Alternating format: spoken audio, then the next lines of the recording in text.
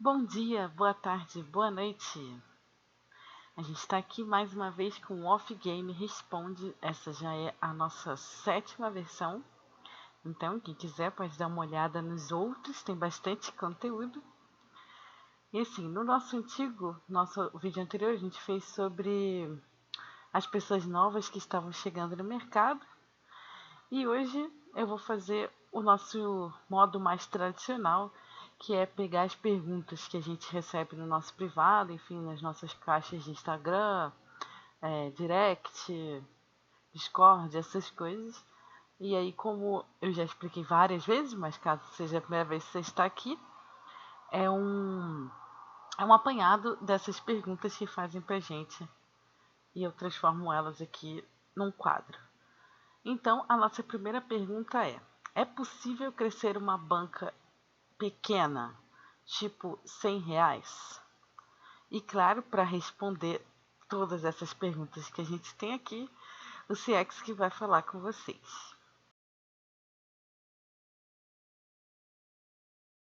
Sejam bem-vindos, meus queridos. Como é que vocês estão? Tá tudo bem aí?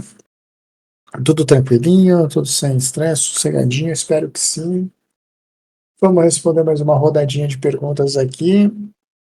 E a primeira delas é: possível crescer uma banca pequena tipo R$ 100? Bom, não só é possível, como deveria ser o correto. Deveria ser o correto. Isso Isso me faz entender o que vamos partir pelo lado bom da história, né? Você entrou aqui, você procurou conhecimento, você evoluiu dentro da área de conhecimento, você desenvolveu técnicas e de abordagens de mercado e técnicas de operação, e você quer colocar isso em prática. Logo, vamos imaginar que você aqui, na melhor das hipóteses, eu estou sendo bem otimista hoje, é uma pessoa com pouca experiência e você entra aqui e faz um investimento de R$ 100. É o correto. É o correto. Você deve, veja bem, você deve crescer uma banca pequena. Por quê? Porque para crescer uma banca pequena, você precisa de conceitos que você vai precisar dominar quando a sua banca estiver grande. Ah, CX, mas a banca pequena ganha pouco. E você está ganhando com a grande? Normalmente quem me faz essa pergunta é porque não está ganhando com a grande. Não está ganhando. Você precisa trabalhar os conceitos que você aprende. Você vai trabalhar eles como? Com 1 milhão? Não. Você precisa trabalhar eles com 100. O grande conceito, o conceito mais interessante aqui é você ser vencedor. E a banca de 100, de 50, de 20, de 5, não importa. O mais importante, a coisa mais importante que ela traz para você, ela ensina você ser vencedor. Tem um monte, não tem um monte, não. Tem uma quantidade inacreditável de pessoas que acha impossível crescer uma banca de 100. Não é impossível não, gente. É o correto. Aonde você vai treinar conceito? É claro que eu estou sendo extremamente otimista aqui, né? Eu estou partindo do princípio de uma pessoa que procurou conhecimento, que se desenvolveu, que aprendeu técnicas, que aprendeu abordagens e que agora quer colocar isso em prática. E colocar em prática vai trazer o quê? Erros. Erros. E o mercado, ele é bem interessante porque ele não é um ambiente, ele não é um ambiente que vai premiar o melhor operacional, porque o operacional é mecânico, tá? O operacional é mecânico. Ele vai premiar aquele capaz de desenvolver e executar o operacional em condições de pressão. E em condições de pressão, as pessoas tomam decisões erradas. Em situações de pressão e estresse, pessoas surtam. E o que acontece? Que tipo de garantia você me dá numa banca enorme? É muito, não é para não dizer que é certo que vai acontecer, porque sempre existe, né, a exceção. Mas o que vai acontecer com a maioria esmagadora das pessoas? A maioria esmagadora das pessoas com valores altos em condições de estresse vai tomar decisões erradas e essas decisões erradas vão gerar perdas gigantes.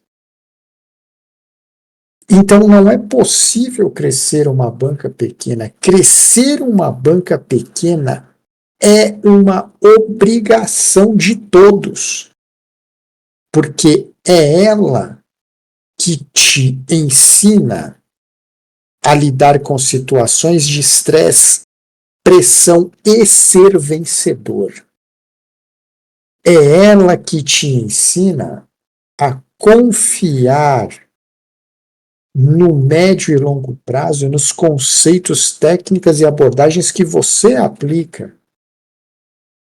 É ela que te dá tranquilidade de passar por todas as fases de desenvolvimento pessoal que você tem aqui dentro.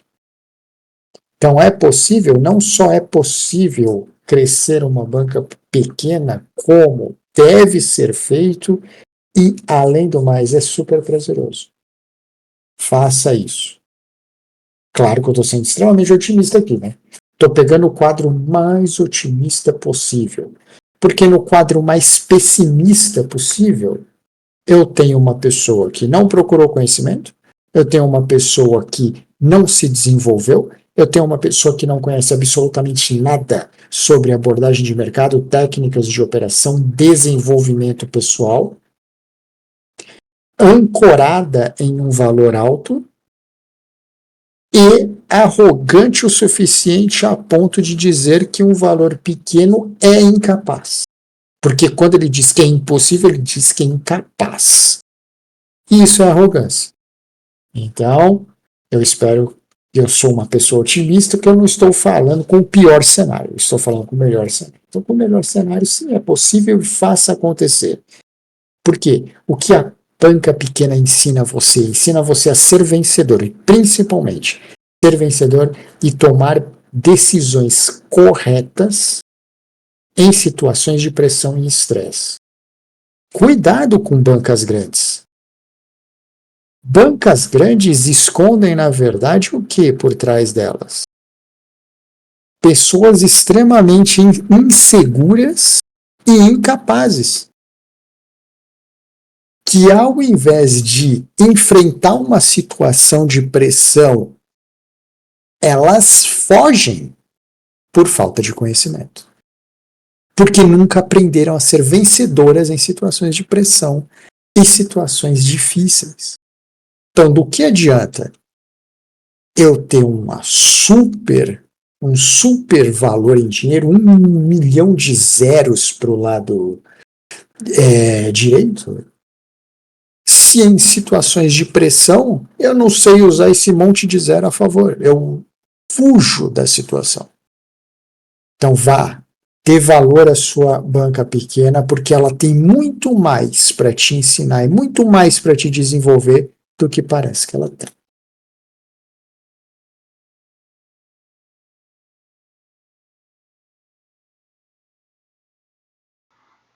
É isso, maravilha.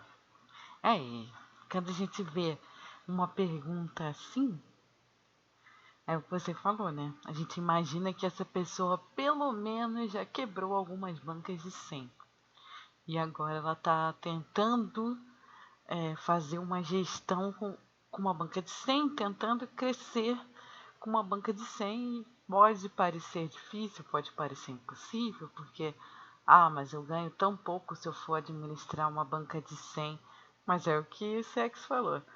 Se você tá com uma banca de 10 mil e chega no final do mês, o seu saldo não é positivo, e não é num mês, é em vários meses, você não está sendo positivo, não está adiantando nada. Você está perdendo dinheiro, não está aplicando os conceitos, porque quando você se depara com um head alto, você às vezes tem medo de tomar uma outra decisão e se colocar num head ainda maior, porque normalmente a pessoa não faz uma gestão também adequada dos 10 mil e acaba que não evolui muito menos do que uma pessoa que vai começar ali com uma banca de 100, fazer operações sem peso, peso emocional, não dinheiro, e se ela consegue no final de um mês crescer essa banca, aí sim ela aprendeu.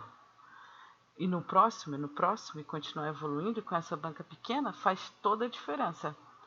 Enquanto às vezes um cara, a gente sempre brinca muito até aqui no grupo, né, que várias vezes a gente faz pequenos projetos de recomeçar com uma banca pequena, ou com centavos, ou com alguma coisa, para justamente mostrar o quão é possível você com pouco fazer muito.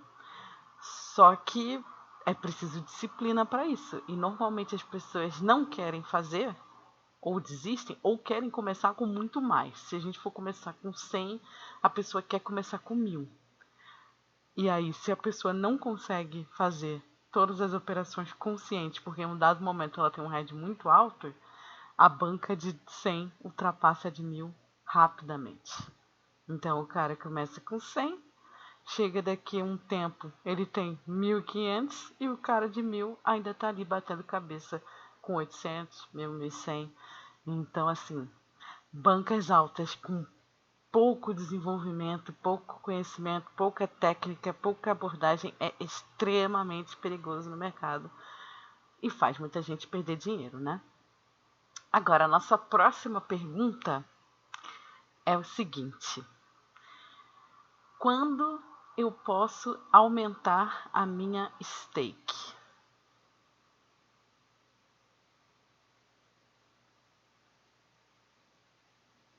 Essa é aquela típica pergunta do quero ganhar mais dinheiro, né? É essa No- mesma.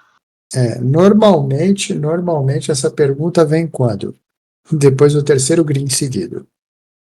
Uau! Terceiro green seguido, vou aumentar minha stake. Não, claro que não.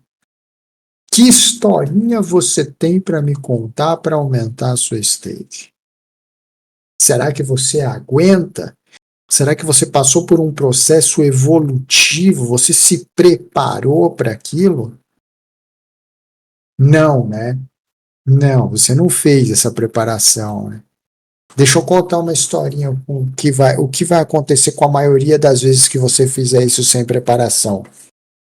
Você vai ter um valor de stake qualquer e quando você aumentar o valor da sua stake, você vai contar uma historinha dessa para mim. Aqui, ó. Pô, CX, é só eu aumentar a minha stake que eu tomo head. É a stake. Ela vai ser a sua desculpa perfeita. Ela vai ser a sua desculpa perfeita. Ah, eu estava aqui trabalhando com 100 e daqui a pouco eu comecei a trabalhar com 200. Você acredita? No primeiro jogo de 200 veio o Red. Ah, você está me escutando? Isso já aconteceu com você, né? Você já passou por isso. Você sabe, você nunca se preparou para subir a sua stake. Você nunca se preparou. Mas a sua nova stake é a sua desculpa perfeita, né? O hedge aconteceu por causa da stake. Ele nunca aconteceu porque você não estressou seu conceito ao máximo para que ele te mostrasse todos os tipos de situação que você ia enfrentar. Foi isso que você fez, foi? Você entrou, você ganhou 3 ou 4 vezes, olhou para o espelho, passou um gel, falou o quê? Eu sou o Elvis Presley. Foi isso que você fez, né? E aí foi para a festinha. Foi isso, não foi que você fez? Foi. E aí, por uma coincidência que eu sempre que vem aqui para mim é a coincidência divina. Eu nunca vi Deus trabalhar tanto no mundo das apostas e do trading igual ele trabalha quando uma stake é aumentada sem nenhum tipo de preparação. É inacreditável a participação de Deus dentro do mundo das apostas. Porque é uma coincidência divina, é algum tipo de trabalho, é algum tipo de influência extraterrena ou de outro plano que, se você sair da sua stakezinha para a próxima, na próxima você tem hedge. Não é assim? Olha que coisa divertida.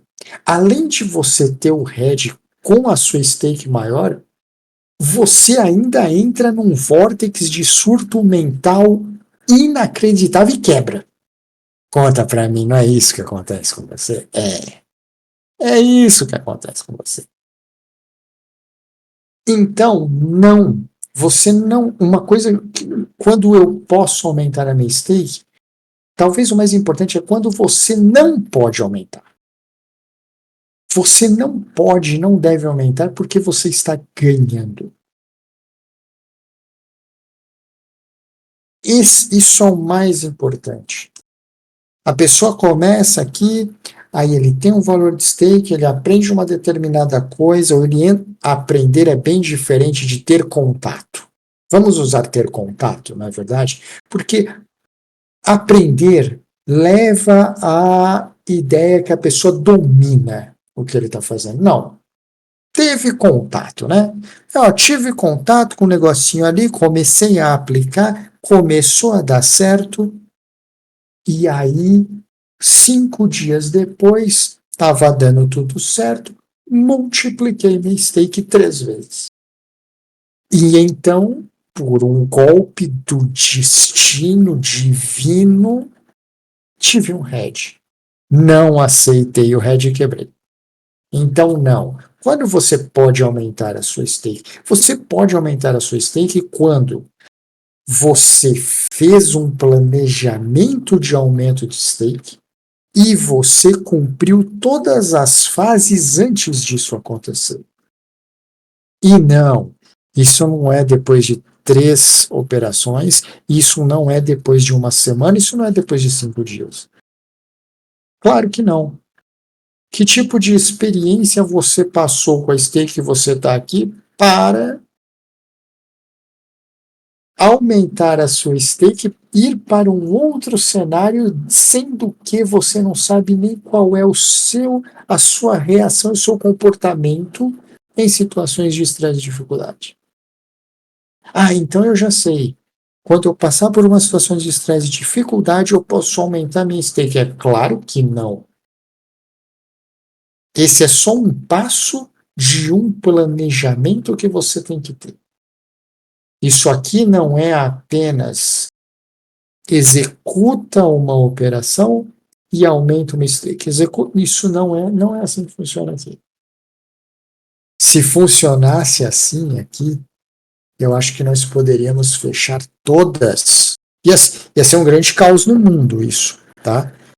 Mas se isso funcionasse desse jeito, simples assim, deveríamos fechar todas as universidades de medicina, porque uma das profissões que melhor gera remuneração para as pessoas era totalmente desnecessária, não é verdade? Bastava você executar uma operação e evoluir o valor de stake. Mas não é simples assim. Então, quando você pode aumentar a sua stake, quando você tiver um plano para isso e quando você passar por todos os pré-requisitos que você precisa para ter um conhecimento seu como você reage diante de dificuldades, uma vez, duas vezes, três vezes em sequência, e aí sim, você com uma análise de como você reage, você pode fazer um plano de evolução de stake. Mas isso é bem mais complexo do que só colocar um número na frente do botão que você clica.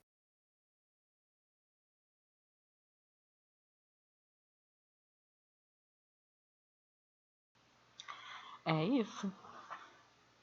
Normalmente as pessoas aumentam muito rápido a stake, né? Tem muito pouco conhecimento, às vezes nem tomou head quando tá fazendo uma coisa nova.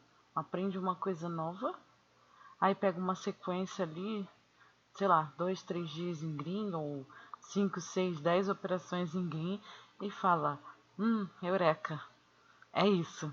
Se eu colocar 10 vezes o que eu tô colocando, eu vou ficar rico até sexta-feira.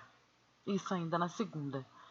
Não, normalmente a banca não sobrevive até a quarta-feira, porque vem uma sequência de head e a pessoa também não aceita, porque, né, tava dando certo, deu certo 10 vezes, agora eu aumentei minha stake, tive um head alto, vou continuar com ela alta, talvez aumente mais, porque a minha taxa de acerto é boa, eu já tinha uma sequência boa e pronto, 2 heads seguidos, já se vai mais da metade da banca e começa a a situação da só porque eu aumentei minha stake, mas na verdade é porque a pessoa viveu muito pouco daquilo que ela acabou de aprender e que deu certo num pequeno período e que ela acha que é isso, descobriu, é só fazer que vai dar certo e não dá. A nossa próxima pergunta aqui, deixa ela aparecer na tela, é: qual é a hora certa de parar no dia? Ah, sim. É uma pergunta sobre a meta, né? Se precisa ter uma meta de green, uma meta de red, se existe algum ponto para parar de operar no dia. É basicamente isso.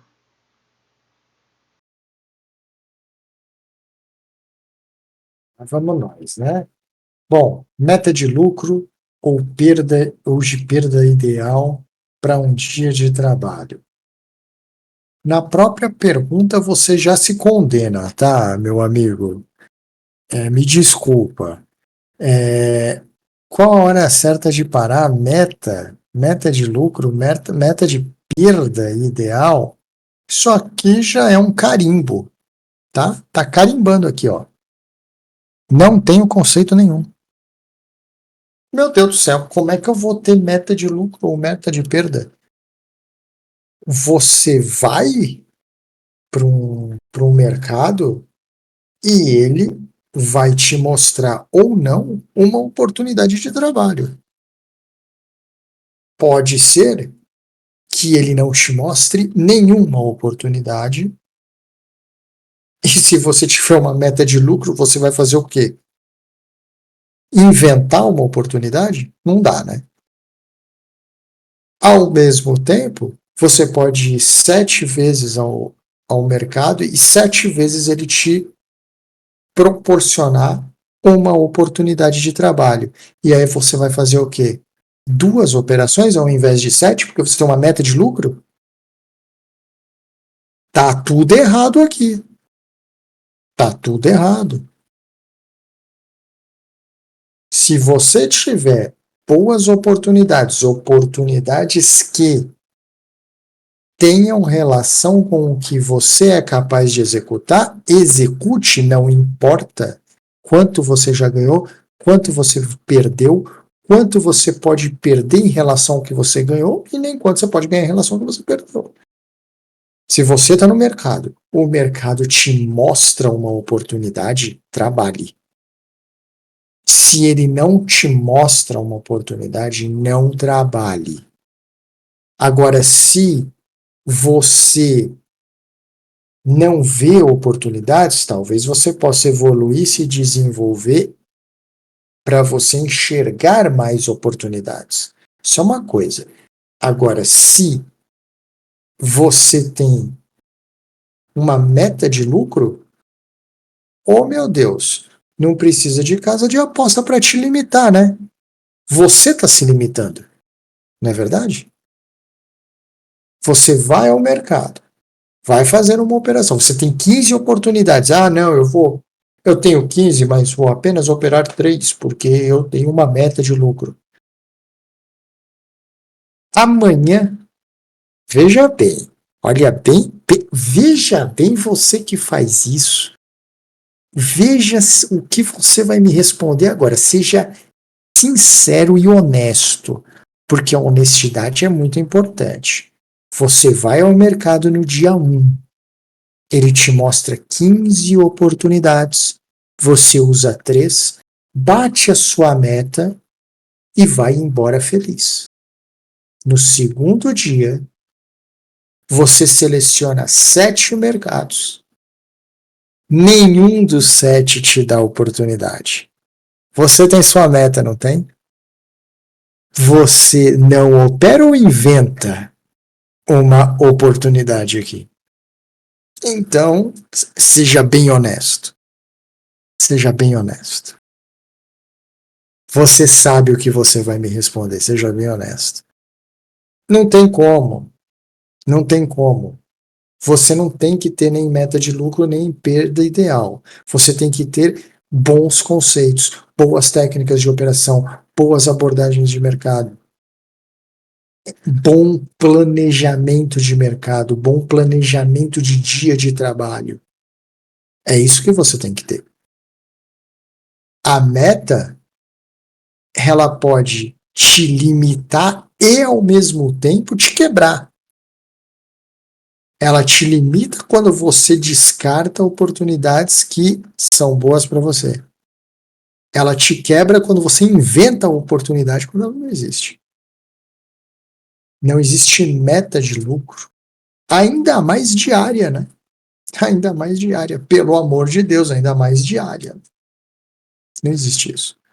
Tá? Tenha conceitos bons, boas técnicas, boas abordagens, um excelente planejamento. Faça a sua estratégia e quando a junção de tudo isso for para você uma boa oportunidade, execute a sua operação. Quando não for boa, não execute a sua operação.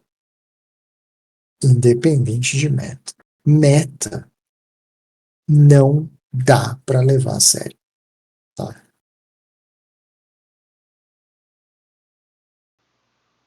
É isso. Não, e aí só para completar uma historinha aí que é conhecida nossa até,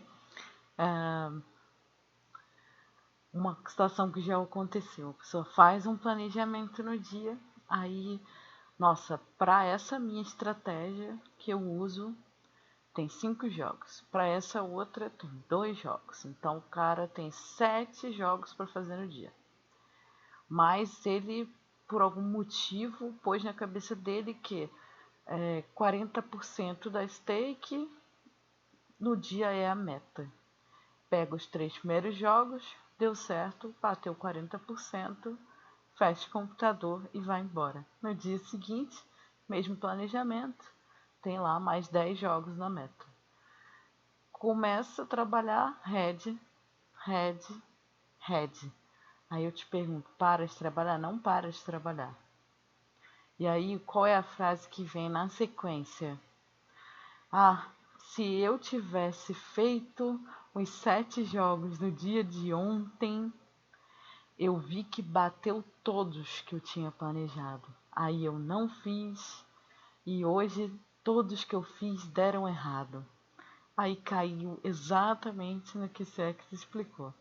No dia que tudo deu certo na estratégia dele, ele poderia ter tido 7, 10 greens, ao invés dos 40% ter feito 240%, por exemplo, ele fez apenas 40%. Chega no dia seguinte, perde e fica com receio de continuar aquele dia e lamentando o dia anterior. Então, assim, não é legal esse negócio de meta diária por vários motivos. O que é diferente de, obviamente, a pessoa trabalhou o dia inteiro, tá cansada. Sei lá, planejou 10 jogos entre greens e reds, não conseguiu ter um bom resultado no dia, tá cansado. Aí é outra coisa, aí você para de trabalhar. Não é porque você atingiu uma meta. Tipo, não aguento mais ver jogo, minha vista tá doendo. Pronto, para de trabalhar. Agora, não para de trabalhar porque tem coisas na sua estratégia que você se propôs a trabalhar, mas não vai fazer porque bateu a meta. Ou também não vai passar para outras coisas, porque ontem eu perdi 7 oportunidades e hoje nas 3 primeiras de red não vou mais operar. Tem que tomar muito cuidado para não cair desses dois lados, né? Quando se fala em meta. E a nossa próxima pergunta aqui é: qual stop loss devo usar para sair de um back? É isso. Qual stop loss eu devo usar para sair de um back? Imagino que está se referindo, eu não lembro agora qual foi o contexto dessa pergunta, mas eu imagino que seja sobre quantos por cento ele aceita perder da stake do back que ele deu. Deve ser alguma coisa assim.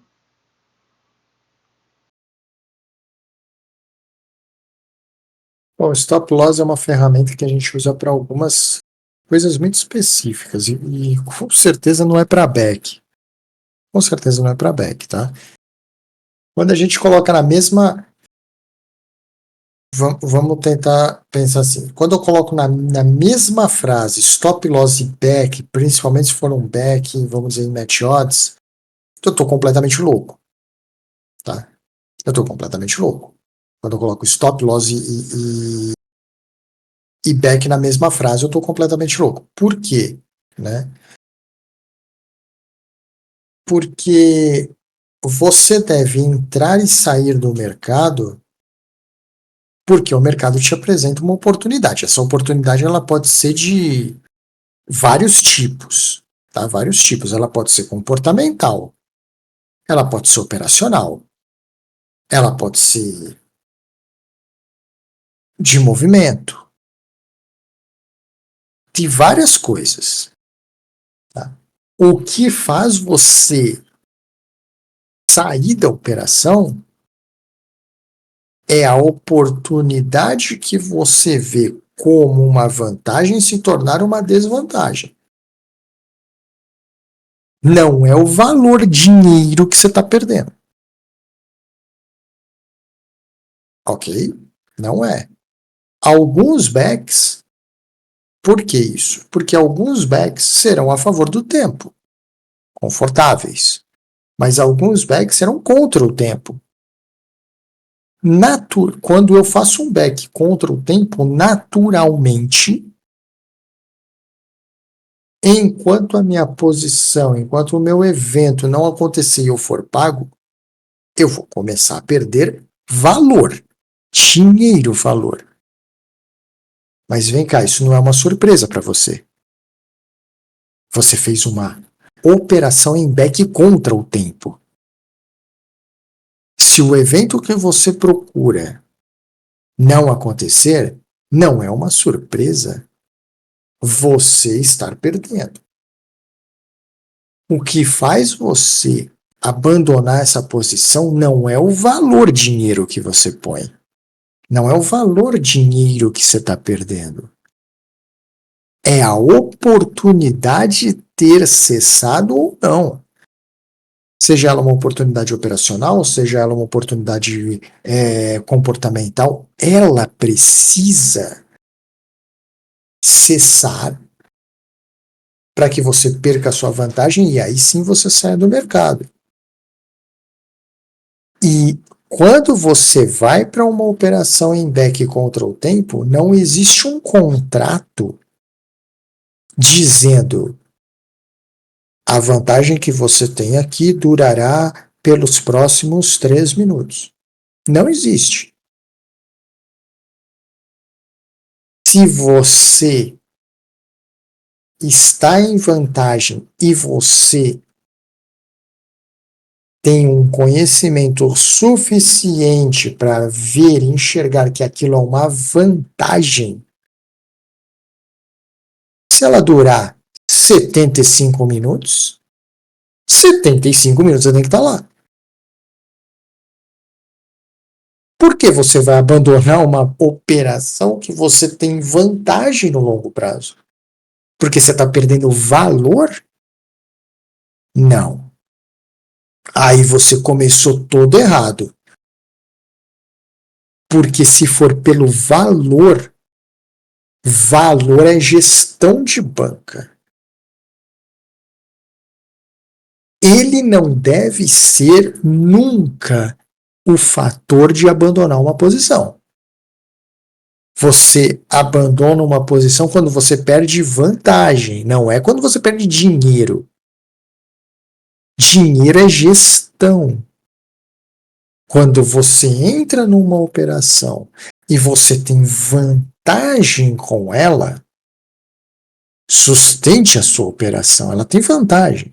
Ah, mas e se ela não der certo, não bater e eu tiver 100% de hedge?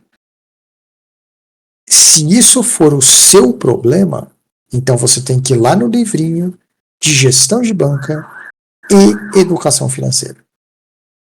Teu problema não é o time, não é o goleiro, não é o zagueiro, não é o juiz, não é a chuva, não é a bola na trave, não é o pênalti. O seu problema é educação financeira. Ah, eu tinha uma vantagem e a vantagem deixou de existir. Ok. Então você tem uma justificativa técnica para sair do que você está fazendo. Você não pode sair por uma justificativa emocional. Ó, comecei a perder dinheiro. Se você está saindo de uma operação porque você começou a perder dinheiro e você tem vantagem nela, aí você tem que ir lá no capítulo, no livrinho de educação financeira. Que teu problema não tem nada a ver com evento, mercado, jogo, nada disso. O stop loss, ele é uma ferramenta que a gente usa para brecar uma perda financeira que cabe em algumas operações pontuais, que não é esse back que você está me perguntando aqui. E principalmente quando o back ele é contra o tempo. Porque um back contra o tempo, quando você faz um back contra o tempo, junto com o seu back, vem um cartãozinho dizendo para você: olha aqui, meu querido, com o passar do tempo, você perderá dinheiro. Já está escrito na entrada. Se você não quer perder o dinheiro, você nem entrar devia. Então, olhou, você tem uma vantagem, você tem uma vantagem técnica, você tem uma vantagem operacional, você tem uma vantagem comportamental, faça o seu back. Você perdeu essa vantagem, tire seu back. Agora, você continua com a vantagem. Aí olhou ali um tempo de jogo qualquer. E aquele tempo de jogo te colocou em pressão e pela pressão você sai por causa do valor financeiro, aí tem que passar lá no capítulo de educação financeira, porque você está jogando dinheiro bom no lixo. Não faça isso.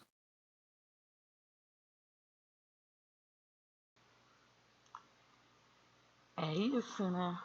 É aquela situação, você já tá contra o tempo, você entrou contra o tempo.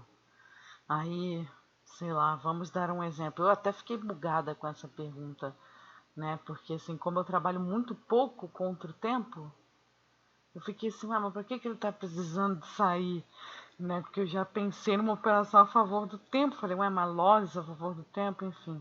Mas sim, né? Isso pensando assim num match odds, né? Num back favorito, por exemplo, você estaria contra o tempo num jogo 0-0, correto?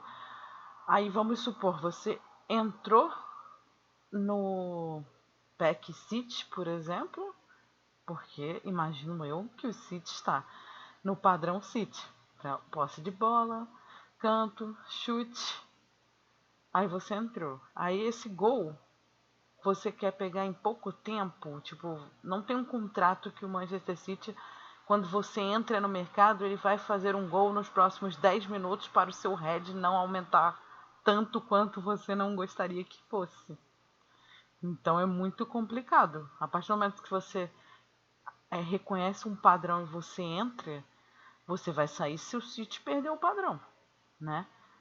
De repente, tava um cenário e 5 minutos depois, sei lá eu porquê, o City nunca mais pegou a bola.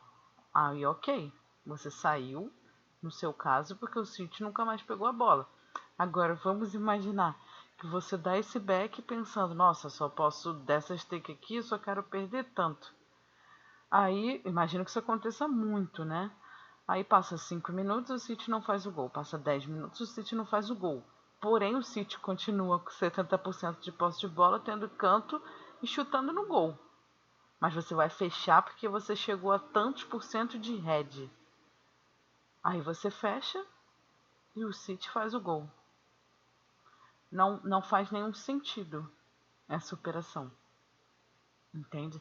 Então, basicamente, eu imagino que o problema nessa operação é exatamente o que a gente falou, é o valor, é a gestão da banca.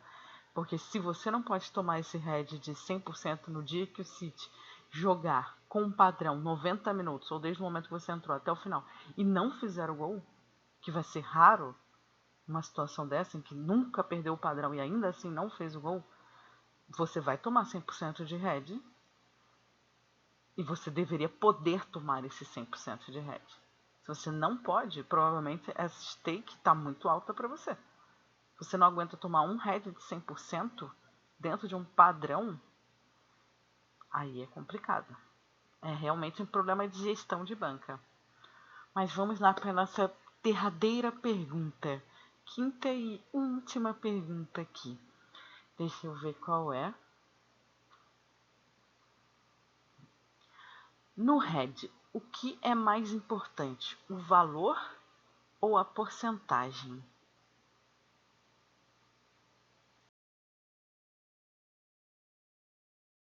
Lá vem ele. Lá vem ele. O valor. Valor, valor, valor, valor. É a ditadura do valor, né? Então, vamos lá. É a ditadura do valor. Tudo é valor. Valor, valor, valor, valor, valor. O valor parece que ele deixa as pessoas mais ou menos corajosas, né? Não sei. É um negócio inacreditável. Me lembra uma fase da minha vida que parecia que ter um Rottweiler deixava você mais corajoso do que ter um vira-lata, né? Valor, valor e valor.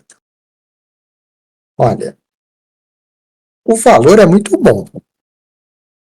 É muito bom. Na mão de quem domina a porcentagem. Por quê? Porque a porcentagem tem um conceito, né? A diferença entre o valor e a porcentagem é que a porcentagem é o seu conceito.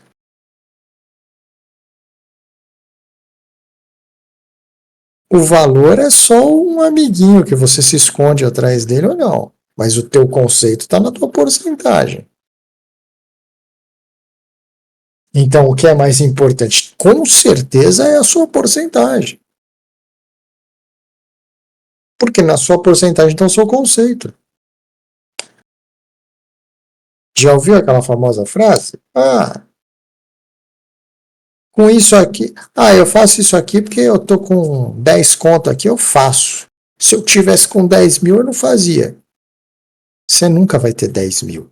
Você não tem conceito. Eu vou ter 10 mil sim, tá aqui, ó. Saquei do banco, botei aqui. Maravilha. Agora faz ele funcionar. Mas não faz, presta atenção, não faz ele funcionar uma semana, nem um mês, não. Faz ele funcionar 6 anos. Seguidos. Batidos, sólidos, consistentes. Faz. Faz.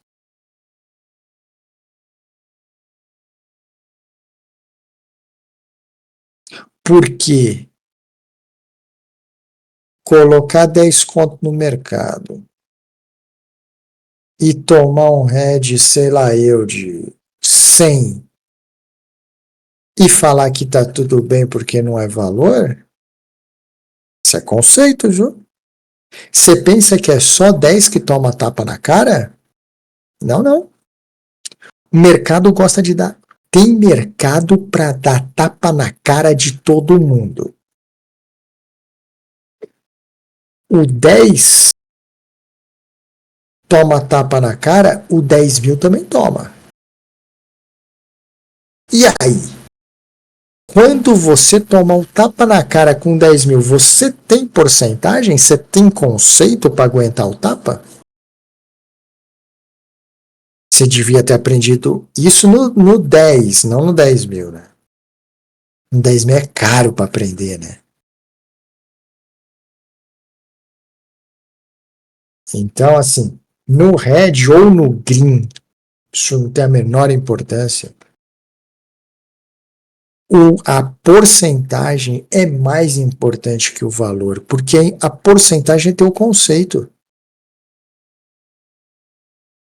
A tua porcentagem, por exemplo, mostra para mim como você lida com um valor menor, como você lida com um valor maior.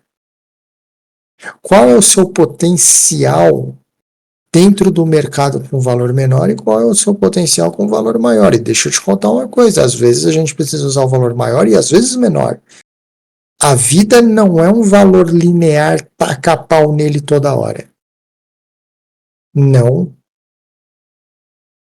Às vezes, e não é às vezes, é a maioria das vezes, você tem uma grande oportunidade que o teu valor maior não aguenta, porque o mercado não suporta, mas o teu valor menor aguenta porque o mercado suporta. E se você tem a porcentagem para lidar com o valor menor, você vai tirar do valor menor o que ia ganhar o valor maior.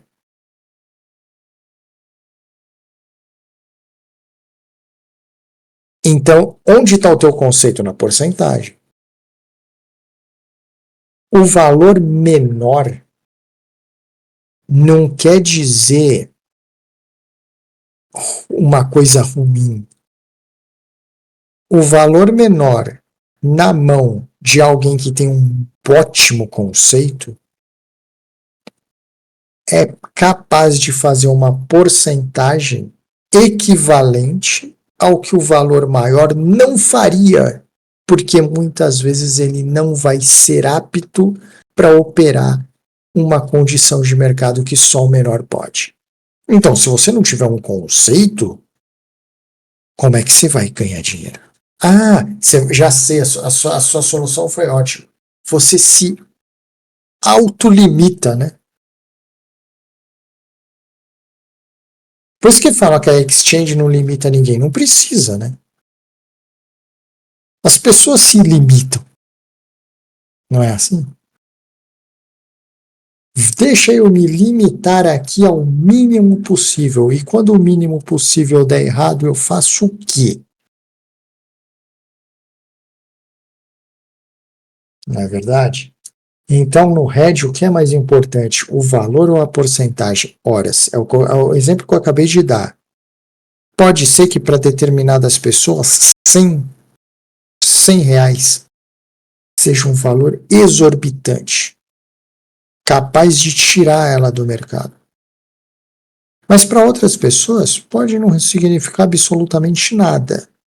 Aí, para aqueles que o valor 100 não quer dizer absolutamente nada, a porcentagem diz muito. Porque a porcentagem me mostra a incapacidade dessa pessoa, talvez, não manusear 100, mas manusear um valor que é maior que 100, mas menor do que o maior valor que ele usa, e que faz diferença no profit loss de médio e longo prazo dele. Então, se ele não sabe manusear esse valor menor, se ele trata ele com arrogância, ele não tem conceito, Quando eu puxar o Profit Loss a médio e longo prazo do amigo A, eu vou ter 1000% de lucro, e do amigo B, que prefere lidar com valores como, esse aqui eu perco e tudo bem, vai ter green, mas vai ter 150%. O que ele faz com os outros 850? Ele pede um empréstimo para o amigo do lado?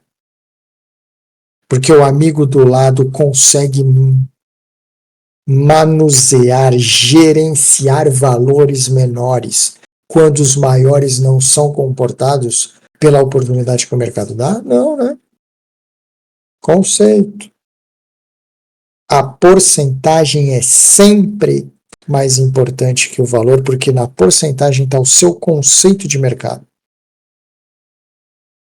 O valor é muito individual de uma pessoa para outra pessoa, e o valor pode estar, na verdade, escondendo uma pessoa, escondendo com arrogância uma pessoa que é